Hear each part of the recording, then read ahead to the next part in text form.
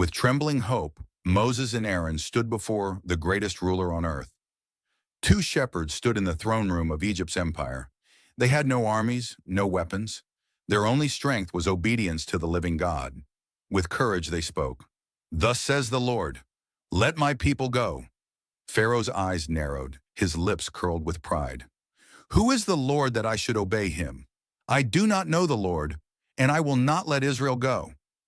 This was not ignorance, it was defiance. Pharaoh's heart turned hard as iron, and the battle line between heaven and human pride was drawn. His refusal became cruelty. He snapped his fingers and gave the command, "No more straw for the Hebrews. Let them gather it themselves. But the number of bricks will not be reduced." The burden doubled. Fathers collapsed under the weight of clay. Children cried as the whips cracked harder than before. That small spark of hope flickered like a dying candle. The people's pain turned into anger. They said to Moses, "You have made us a stench before Pharaoh. You have put a sword in his hand to kill us."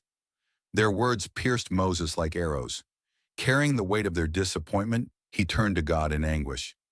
"Lord, why have you brought trouble on this people? Since I spoke to Pharaoh, things have only become worse." But heaven's silence was not abandonment. It was the deep breath before thunder. The stage was set. Pharaoh's heart had hardened. Israel's suffering had deepened. But God's plan, slow, steady, and unstoppable, was still moving forward. What comes next will not be whispers in palace halls, but signs in the heavens, rivers turned to blood, and a voice that even Pharaoh cannot silence. A God who will not be denied is about to speak, and when he does, his voice will shake the very foundations of the land.